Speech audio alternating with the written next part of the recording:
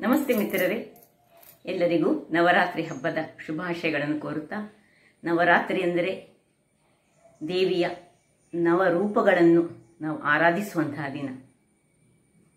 ಎಲ್ಲರೂ ದೇವಿಯ ಕೃಪೆಗೆ ಪಾತ್ರರಾಗಿ ಅಂತ ಹೇಳುತ್ತಾ, ಇವತ್ತು ನಾನು ಈ ನೀರುಳ್ಳಿ ಹಾಗೂ ಬೆಳ್ಳುಳ್ಳಿಯನ್ನು ಉಪಯೋಗಿಸದೆ ಹೆಚ್ಚಾಗಿ ದೇವಸ್ಥಾನಗಳಲ್ಲಿ ಮಾಡುವಂತಹ ಒಂದು ಹುಳಿಯನ್ನು ಮಾಡಿದ್ದೇನೆ.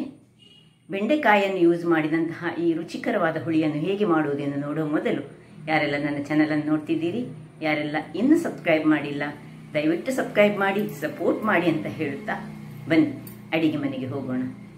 ವೀಕ್ಷಕರೇ, ಇವತ್ತು ಈ ಬೆಂಡೆಕಾಯಿಯನ್ನು ಬಳಸಿ ನೀರುಳ್ಳಿ ಅಥವಾ ಬೆಳ್ಳುಳ್ಳಿಯನ್ನು ಯೂಸ್ ಮಾಡದೆ ನವರಾತ್ರಿ ಸ್ಪೆಷಲ್ ಆದ ಬೆಂಡೆಕಾಯಿಯ ಹುಳಿಯನ್ನು ಮಾಡೋಣ.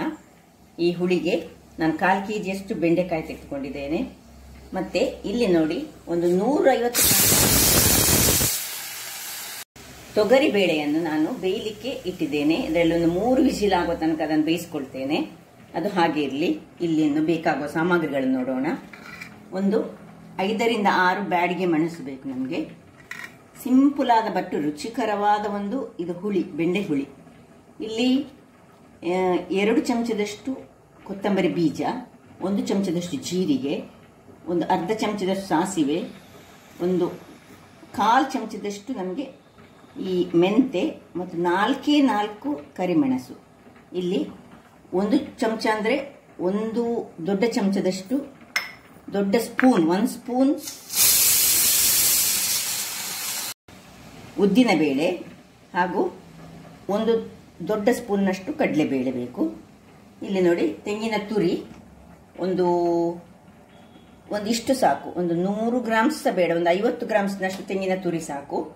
ಮತ್ತೆ 1 ಟೊಮ್ಯಾಟೊ, ಕೊತ್ತಂಬರಿ ಸೊಪ್ಪನ್ನು ಚೂರು ಚೂರ ಕಟ್ ಮಾಡೋಣ, ಬೆಲ್ಲ ಮತ್ತು ಹಿಂಗು, ಮತ್ತೆ ಸ್ವಲ್ಪ ಎಣ್ಣೆ. ಈಗ ಮೊದಲಿಗೆ ಒಂದು ಬಾಣಲೆಯನ್ನು ಇಟ್ಕೊಂಡಿದ್ದೇನೆ. ಅದರಲ್ಲಿ ಒಂದು 3 ಚಮಚದಷ್ಟು ಎಣ್ಣೆಯನ್ನು, ನಾನು ಇಲ್ಲಿ ತೆಂಗಿನ ಎಣ್ಣೆಯನ್ನು ಬಳಸಿದ್ದೇನೆ, ನೀವು ಯಾವ ಎಣ್ಣೆಯನ್ನು ಸಹ ಬಳಸ್ಕೊಳ್ಬೋದು. ಇದರಲ್ಲಿ ತುರಿಗೆ ಕಡಲೆಬೇಳೆಯನ್ನು ಹುರಿಯೋಣ. ಸ್ವಲ್ಪ ಉರಿ ಸಣ್ಣದಿರಲಿ.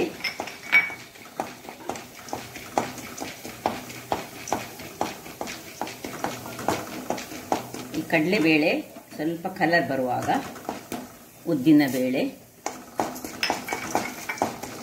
ಇಷ್ಟನ್ನು ಹುರಿದುಕೊಂಡು,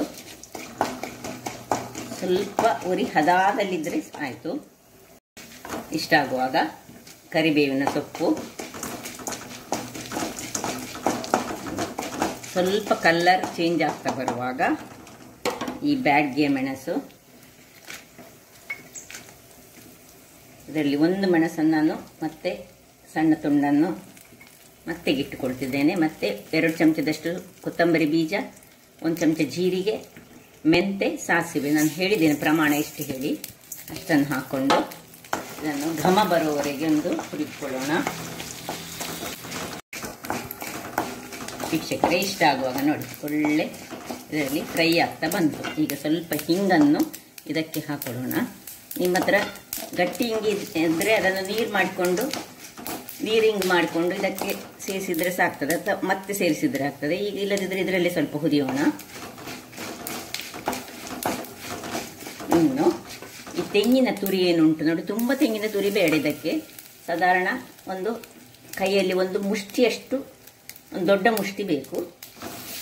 ಇದನ್ನು ಒಳ್ಳೆ ಇದರಲ್ಲಿ ಫ್ರೈ ಆಗಬೇಕು.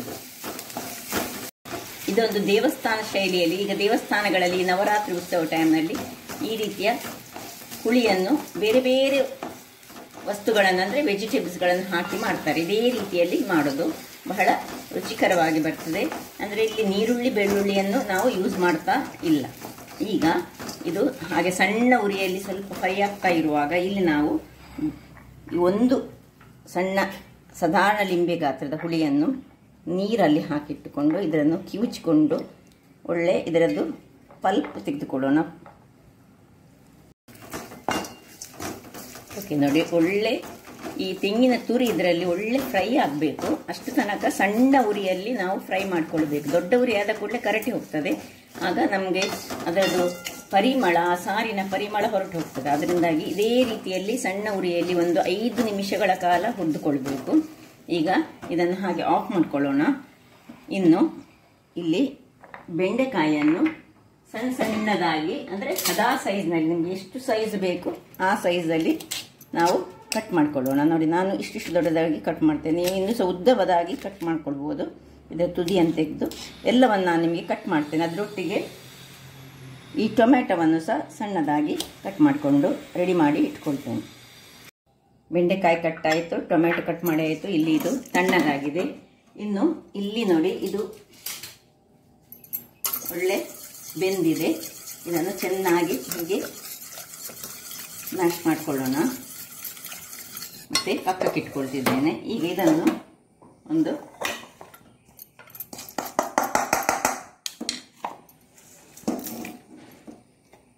ಬ್ಲೆಂಡರ್ಗೆ ಹಾಕ್ಕೊಳ್ತಿದ್ದೇನೆ. ಹಾಕ್ಕೊಂಡು ಇದಕ್ಕೆ ಹುಳಿಯ ನೀರು ಫುಲ್ ಹಾಕ್ಕೊಳ್ಳಿಕ್ಕೆ ಇಲ್ಲ. ಈಗ ಅದರ ಪಲ್ಪ್ ಏನುಂಟು ನೋಡಿ, ಅದರಲ್ಲಿ ಈ ಹುಳಿಯ ನೀರು ನಮಗೆ ಇಲ್ಲಿ ನೋಡಿ, ಇದರಲ್ಲಿ ಹುಳಿಯ ನೀರು ಹಾಗೆ ಹೀಗೆ ಕಿವುಚಿಕೊಂಡು ಇಟ್ಕೊಳ್ಳೋಣ. ಇದರ ಪಲ್ಪ್ ಏನುಂಟು ನೋಡಿ, ಅದನ್ನು ನಾನು ಇದಕ್ಕೆ ಹಾಕ್ಕೊಳ್ತಿದ್ದೇನೆ. ಇದಕ್ಕೆ ಹಾಕ್ಕೊಂಡು ಇದಕ್ಕೆ ಸ್ವಲ್ಪ ನೀರನ್ನು ಹಾಕ್ಕೊಂಡು ಒಳ್ಳೆ ಒಂದು ಮಸಾಲೆಯನ್ನು ಮಾಡಿ ತರ್ತೇನೆ. ವೀಕ್ಷಕರೇ, ಇಲ್ಲಿ ನೋಡಿ, ಮಸಾಲೆ ಬಹಳ ಪರಿಮಳವಾಗಿ ಈಗ ಓಪನ್ ಮಾಡುವಾಗಲೇ ಇದರ ಘಮ ಅಂತೂ ಸೂಪರ್ಬ್ ಆಗಿರ್ತದೆ, ಭಾರಿ ಚೆನ್ನಾಗಿ ಬರ್ತದೆ. ಇದನ್ನೀಗ ಪಕ್ಕಕ್ಕೆ ಇಟ್ಕೊಳ್ಳೋಣ. ಇಲ್ಲಿ ಒಂದು ಗ್ಯಾಸ್ನಲ್ಲಿ ಒಂದು ಬಾಣಲೆಯನ್ನು ಇಟ್ಕೊಂಡಿದ್ದೇನೆ. ಅದಕ್ಕೊಂದು 3 ಚಮಚಗಳಷ್ಟು ಎಣ್ಣೆಯನ್ನು ಹಾಕೊಳ್ಳೋಣ.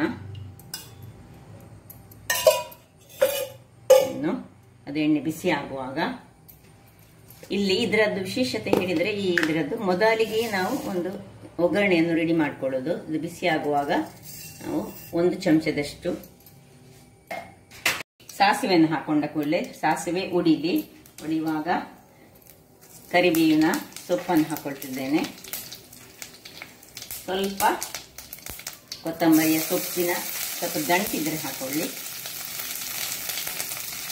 ಇನ್ನು ಏನು ನಾವು ಕಟ್ ಮಾಡಿ ಇಟ್ಕೊಂಡಿದ್ದೇವೆ ನೋಡಿ, ಇದು ತೊಳೆದು ನಾನು ಕ್ಲೀನ್ ಮಾಡಿ ಇಟ್ಕೊಂಡಂತಹ, ತುರಿದು ಒರೆಸಿಕೊಂಡಿದ್ದಂತಹ ಈ ಬೆಂಡೆಕಾಯಿ, ಇದನ್ನೀಗ ಈ ಎಣ್ಣೆಯಲ್ಲಿ ಸ್ವಲ್ಪ ಹುರಿದುಕೊಳ್ಳೋಣ.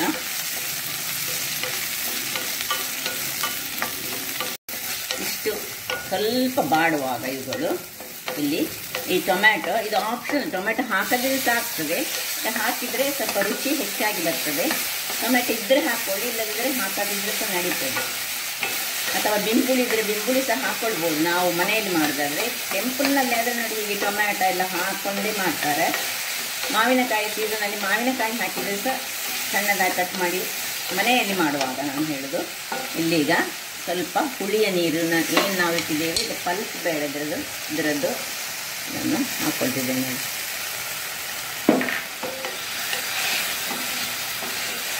ಹೀಗೆ ಚೆನ್ನಾಗಿ ತಿರುಗಿಸ್ಕೊಳ್ಳೋಣ. ವೀಕ್ಷಕರೇ, ಇಲ್ಲಿ ನೋಡಿ, ಇಷ್ಟ ಆಯ್ತಲ್ಲ. ಈಗ ಇದಕ್ಕೆ ಸ್ವಲ್ಪ ಉಪ್ಪನ್ನು ಹಾಕೊಳ್ಳೋಣ. ರುಚಿಗೆ ತಕ್ಕಷ್ಟು ಉಪ್ಪನ್ನು ಹಾಕ್ಕೊಂಡು ಏನು ನಾವು ಮಸಾಲೆ ಮಾಡಿದ್ದೇವೆ ನೋಡಿ, ಅದು ಹಾಕುವ ಮೊದಲು ಇಲ್ಲಿ ಸ್ವಲ್ಪ ಈ ಏನು ಬೆಂಡೆ ಇದು ಈ ದಾಲನ್ನು ಇದಕ್ಕೆ ಶಿಫ್ಟ್ ಮಾಡ್ಕೊಳ್ಳೋಣ. ಇದು ನಾನು 150 ಗ್ರಾಮ್ಸ್ನಷ್ಟು ದಾಲನ್ನು ಯೂಸ್ ಮಾಡಿದ್ದೇನೆ. ನೀವು ಬೇಕಿದ್ರೆ ನಿಮಗೆ ಸ್ವಲ್ಪ ಹೆಚ್ಚು ಬೇಕಿದ್ರೆ, ದಪ್ಪದಲ್ಲಿ ಬೇಕಿದ್ರೆ ದಪ್ಪದಲ್ಲಿ ಮಾಡ್ಕೊಳ್ಬೋದು. ಇದು ಹಾಕಿದ ಕೂಡಲೇ ಇಲ್ಲಿ ನೋಡಿ, ಈ ಮಸಾಲೆಯನ್ನು ಸಹ ಇದಕ್ಕೆ ಹಾಕೊಳ್ಳೋಣ. ಮಸಾಲೆಯನ್ನು ಹಾಕೊಂಡು ಹೀಗೆ ತಿರುಗಿಸ್ಕೊಂಡು ಇದರಲ್ಲೇ ಇದೀಗ ಬೇಯಬೇಕು, ಈ ಮಸಾಲೆಯಲ್ಲೇ ಬೇಯಬೇಕು. ಈ ಮಸಾಲೆಗೆ ಸ್ವಲ್ಪ ನೋಡಿ ನೀರನ್ನು ಸ್ವಲ್ಪ ಹಾಕೊಳ್ಳೋಣ. ನೀರನ್ನು ಹಾಕ್ಕೊಂಡು ಇದನ್ನು ಸ್ವಲ್ಪ ಅದಕ್ಕೆ ಹದ ಮಾಡಿಕೊಳ್ಳೋಣ. ಎಷ್ಟು ನೀರು ಬೇಕಂತ ಒಮ್ಮೆ ನೋಡಿಕೊಂಡು, ಯಾಕಂದ್ರೆ ತುಂಡು ಬೆಲ್ಲವನ್ನು ಸಹ ನಾನು ಹಾಕೊಳ್ತಿದ್ದೇನೆ.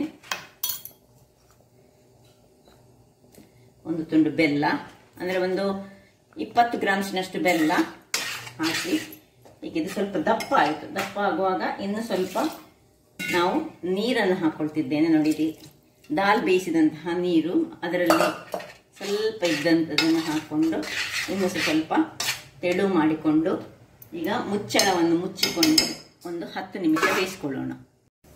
ವೀಕ್ಷಕರೇ, ಇಲ್ಲಿ ನೋಡಿ 5 ನಿಮಿಷಗಳ ಬಳಿಕ ಮೊದಲೇ ಅದು ಸಾಧಾರಣ 3/4 ವಾಸಿ ನಾವು ಬೆಂದಿರ್ತದೆ. ಇನ್ನು ಇಷ್ಟೇ ನೋಡಿ, ಪರಿಮಳಯುಕ್ತವಾದ ಒಂದು ಹುಳಿ ರೆಡಿಯಾಗಿದೆ ನೋಡಿ. ಇದನ್ನೀಗ ಇದರ ಮೇಲೆ ಇದನ್ನು ಆಫ್ ಮಾಡಿಕೊಳ್ಳುವ ಮೊದಲು ಸ್ವಲ್ಪ ಕೊತ್ತಂಬರಿ ಸೊಪ್ಪನ್ನು ಇದರ ಮೇಲೆ ಉದುರಿಸಿಕೊಳ್ಳೋಣ. ಸ್ವಲ್ಪ ಹೆಚ್ಚಿದ್ರೆ ಸಹ ತುಂಬ ಒಳ್ಳೆಯದಾಗ್ತದೆ, ಪರಿಮಳ ಆಗ್ತದೆ. ಮಾಡಿ ಒಮ್ಮೆ ಹೀಗೆ ತಿರುಗಿಸಿಕೊಂಡು ಆಯಿತು. ಇನ್ನು ಆಫ್ ಮಾಡ್ಕೊಳ್ಳೋದು. ಸರ್ವಿಂಗ್ ಟೈಮ್, ಸರ್ವ್ ಮಾಡೋಣ.